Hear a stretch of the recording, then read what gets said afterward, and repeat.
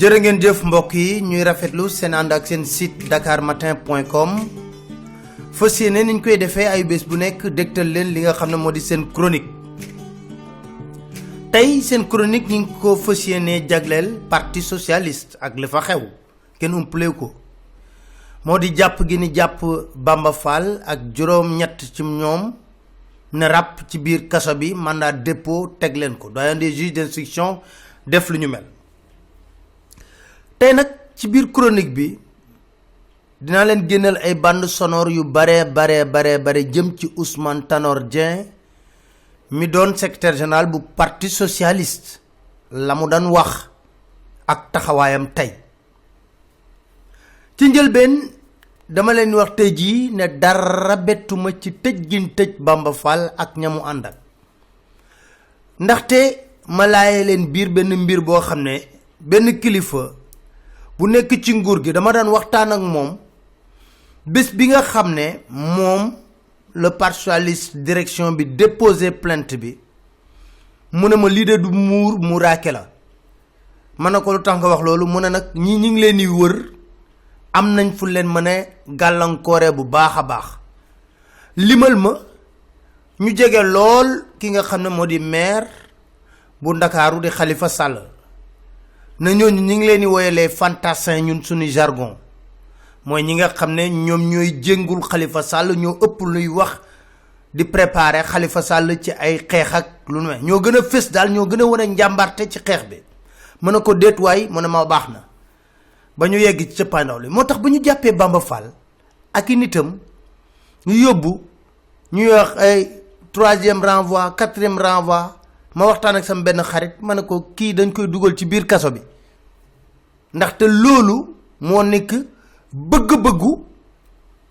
Ousmane Tanor Dieng moo nekk bëgg-bëggu ki nga xam ne moo di président Macky Sall moo ne de li jaaxal ñépp yu garaaw xew na ci biir parti socialiste tuurum deret jamante nit bakkan bu rot te musta yegg ci justice lu tax bii ñu seppi ko yóbbu ko ci justice na dañ koy régler congrès sans débat bi fal Ousmane Tanor Dieng premier secrétaire du parti socialiste jouru congrès boobu 9h du matin am na ku fa taxawoon ne vive Djiboka benn kilifa gu mag tey jii dóor ko crochet mu wadd ndem si yàlla Pape Babacar Mbaye yàlla na ko yàlla yërëm ba Abdoulaye Wilane di xeex ak moom créer convention xamal cercle des jeunes socialistes xeexoon nañ biir parti socialiste jamante dóoran fa lu ne def nañ ko fa musta yegg justice lu ne xew na ci biir parti socialiste waaye lu gën a doy waar ci mbir mi dafa rëy ci dégg-déggin ñu ne ni ngi tëjee Bamba Fall ay tentative d'assassinat crime association malfaiteur ek sa xel rek mën naa jàpp ne Bamba Fall dina jël pistolet jéem a rey Ousmane Tanor Dieng wala mu jël barre de fer jéem a rey Ousmane Tanor Dieng wala képp ku fa nekkoon ci biir parti bi ña fa nekkoon ñépp doon seet lan lañ wax xëppante ndox xëppante suuf moo fa ëppoon te lañu gis kon bu njëkkatee dossier bi ni mel foofu lay dellu siwaat ne yàgg naa leen wax benn mbir boo xam ne bàyyi leen ci xel bis bu justice nasaxee ci suñu réew mi ñu sànku gis nga Maître Abdoulaye Wade li tax sénégalais yi gënoon ko xeex ci dëgg-dëgg mooy instrumentalisation à outrance de la justice pour des règlements de compte politique loolu taxoon na ñu bari ne ngalawaay nañu xeex ngir cër yi république am doxee na mu war a doxee seen aqulaay taala te nit ñi rek tax réew mi rek tax ñuy wax ci dëgg di jëf ci dëgg moo tax mënuñoo bañ a njortu benn yoon une manipulation de la justice pour servir à des règlements de compte politique moom mii di Ousmane Tanor Dieng xanaa tey jii la xalem yi mel nii mu naqarlu ko dama leen di fàttali lu gàtt congrès d'investiture am ba muy doon candidat 2012 phrase yi njëkk yu mu yëkkati mi ngi ko jëmale woon ci ñaari ndawam yoo xam ne tey jii kenn ki dàq na ko ci parti bi di Malick Noël Seck kenn ki Barthélemy jubalut ak moom ñu déglu kàddu yooyu. En ce jour où vous m'avez investi de votre confiance qui m'est si précieuse, j'ai naturellement une pensée pour mes deux enfants, Barthélemy Diaz et Malick Noël Seck. Barthélemy Diaz et Noël Malick Seck, ces vaillants jeunes que l'arbitraire d'un régime décadent tient à l'écart de ces instances. Je veux leur dire que même embastillés dans les geôles du pouvoir, ils sont avec nous dans les coins et recoins de cette salle. Je leur dédie cette investiture et voudrais leur dire en votre nom que nous mettrons tout en œuvre avec toutes les forces vives de la nation pour leur libération. boobu de xanaa ndaw yu parti socialiste bonuñu woon xanaa boobu de Ousmane Tanor sa xale yi aar nañ la de may fàttali loo xam ne dañ ko fekkee fii marche boo xam ne opposition bi daf ko bëggoon a amal déparé ko ci poste Médina ñu aaye ko ñu forcé dem foofu ñu dóor leen ay grenades lacrymogènes jàpp Ousmane Tanor Dieng yóbbu ko polisu Rebeuss jàpp Abdoulaye Bathily yóbbu ko polisu Plateau ñoom Bamba Fall ñii ak ndawu Médina yi ñoo dugg ci biir commissariat ba boobu maa ngi nekk jeune reporter nekk Sud FM dugg fa fekk fa Aminata Mbengue Ndiaye ak ndawu Médina yépp ñu ànd ak Bamba Fall dugg ci biir commissariat bi ne da ngeen di libérer par la force Ousmane Tanor Dieng wala ñu génne ko ca booba commissaire bi dañ naxtaan ak Aminata Mbengue Ndiaye ne ko jot nañ autorisation dinañ ko libérer mais foog xale yi génn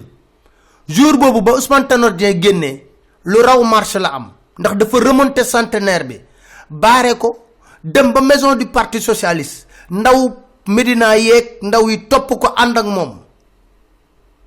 kon tey jii na delloo siwaat xelam xam na ndaw yooyu ñoo ne ko sa biir parti bii du jaadu démocratie il faut parti yi di am doole ku nekk di taxaw na mu war a taxawee moo ne de Ousmane Tanor Dieng da doon kañ saa su ne parti socialiste di sant militant yi di leen wax ne li ñu nekk ci opposition jàngal nañu lu bari ñu def suñu autocritique ñun dañu am jom am fulla ay ca ñu déglu Ousmane Tanor Dieng. Militants et sympathisants du Parti socialiste, passés du pouvoir à l'opposition depuis que le 19 mars 2000, gardant en mémoire ce que le président Léopold Sédar Senghor et les autres pères fondateurs, ainsi que le président Abdou Diouf et les autres successeurs, nous sont légués de plus précieux. Certes, le train de notre histoire a vu descendre des cohortes de voyageurs impatients ou dont l'engagement s'est vite émoussé. Mais d'autres vagues de compagnons sont arrivées, variées et nouvelles, composées surtout de jeunes et de cadres. Ce qui les motive, ce sont les valeurs de Jom, de Ngor, de Fit, qui nous font tenir debout en début des turbulences, des accros et de toutes les tentatives de nous abattre. Il me plaît de saluer et de rendre hommage à cette nombreuse, fidèle et digne compagnie qui, au fil des ans, après le moment de la résistance héroïque, aux tentatives grotesques de rayer notre parti de l'espace politique, a organisé et réussi admirablement les redressements stratégiques et les ajustements nécessaires à notre temps. tey jii la xew ci biir parti socialiste ñëpp xam nañ ko li ñuy wax ni yëpp théâtre la ak règlement de compte politique la xew dëgg lenn la Ousmane Tanor Dieng damay wax leen nag jàmbaar la ndax téye na parti bi mu am ñu ko téyele Ousmane Tanor Dieng ba muy dugg biir parti socialiste di janoog ponkal yu mel ni ay Djiboka Abdou Diouf di ko fa imposer ca booba garde rapproché am ñoom Khalifa Sall la woon ñoom Aminata Mbengue Ndiaye la woon ñoom Pape Babacar Mbaye la woon ba parti bi jógee ci défaite bu rëy ci 2000 ponkal yépp dem mu taxaw na dafa bëgg a téyaat parti bi ñooñu ñoo ànd ak moom def seen première conclave hôtel Savannah def seen congrès tëggaat parti bi ne centralisme démocratique dootu fi amati man histoire laay wax parce que dañ fi yàgg nañ waxante dëgg te yàlla rek tax ndaw ñooñu nag tey ji ñoo taxaw ne ko lii nga xam ne moom la ñu gis jaaduwul tey jaaduwul ëllëg dañuy taxaw jonn moom Ousmane Tanor Dieng xanaa tey jii la gëm Macky Sall firnde daa leen ci jox moom da doon wax ne Macky Sall ak Ablaye Wade ñoo yem même système la nañ ko déglu. J'invite tous ceux qui rêvent de rectifier l'alternance à comprendre définitivement que si le peuple sénégalais ne veut plus de Wade et de son système, il ne veut pas non plus du Wade sans Wade tel que certains le proposent. Parce qu'au stade où se trouve notre pays, il ne s'agit pas de gérer le système, il s'agit de rompre avec lui. waaw Macky Sall mii gëmul sax Ousmane Tanor Dieng firnde laa la ci jox ànd day doon ànd nawle xam nga mooy lan ma lay cëral nga may cëral Ousmane Tanor Dieng benn yoon la mës a doon candidat au plan local ngeeñeen xanaa nag loyauté bu mu wone ak ngor ñàkk xas Macky Sall gi ak loolu yëpp mu def waroon na tax rek waa APR seexlu wut candidat contre moom moo ne de APR amoon nañ candidat ngeeñeen contre Ousmane Tanor Dieng déetewaay ma wax leen ne APR Alliance pour la République liste départementale la samp Saliou Samb jiite ko président Stade de Mbour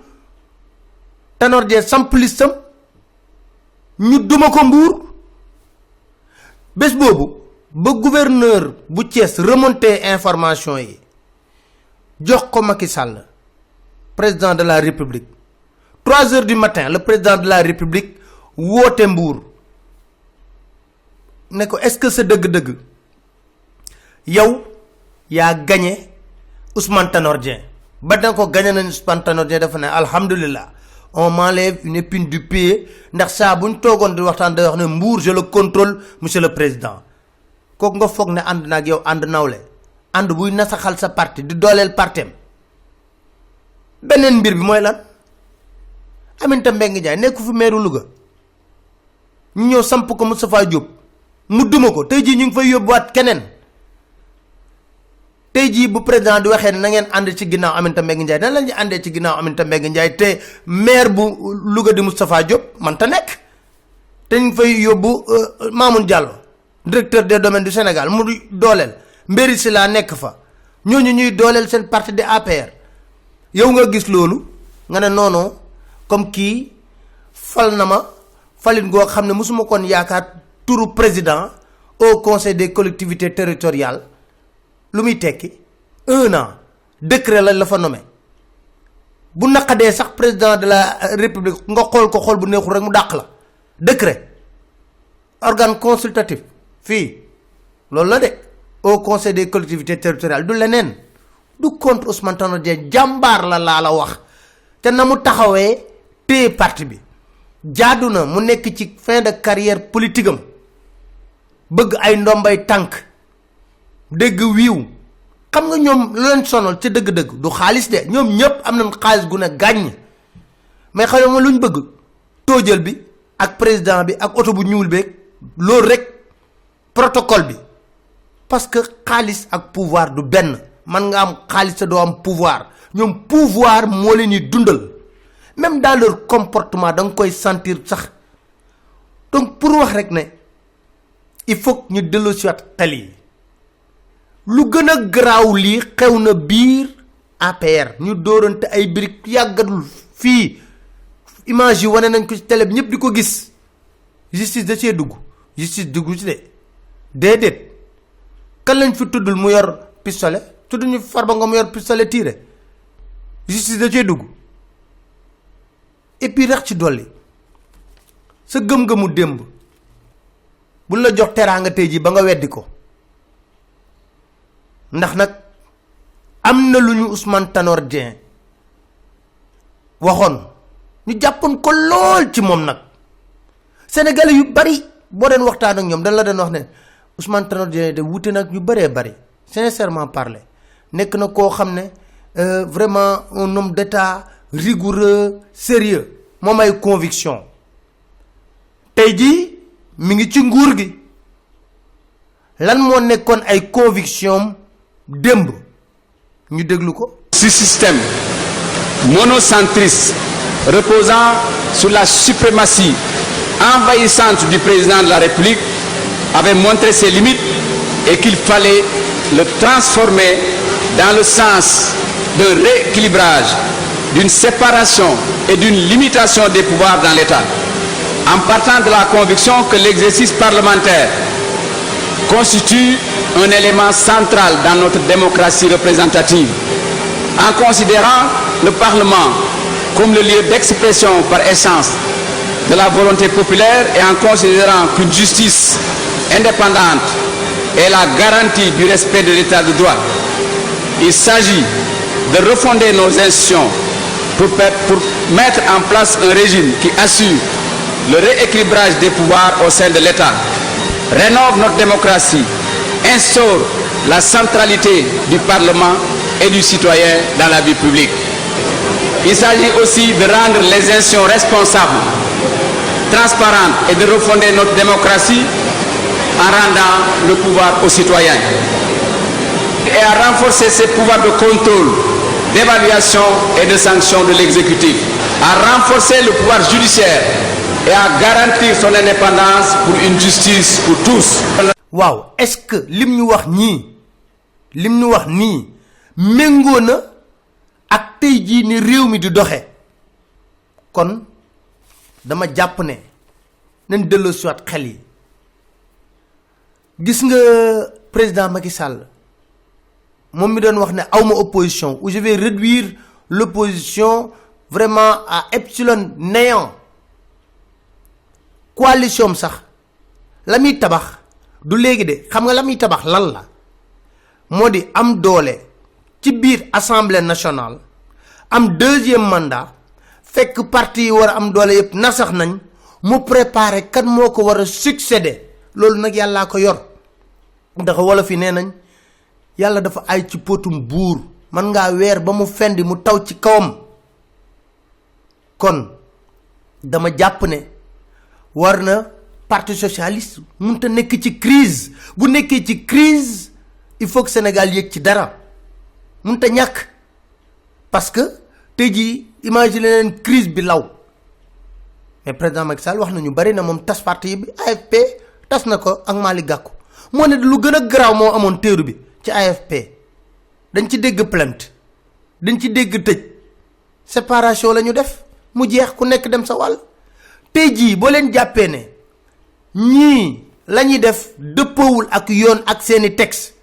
li war direction parti socialiste mooy mu jël toutes ses responsabilités moo ne Malick Noël Seck lu gën a néew la def ñu dàq ko ñi ngi leen défier je pense que tamit régler ce problème moo gën li ñuy wax mujjee poussé bi mu réer fin de carrière politique dañ koy rafetal leen sant di leen gërëm di leen dig dajee seen beneen chronique seen site dakarmatin.com incha allah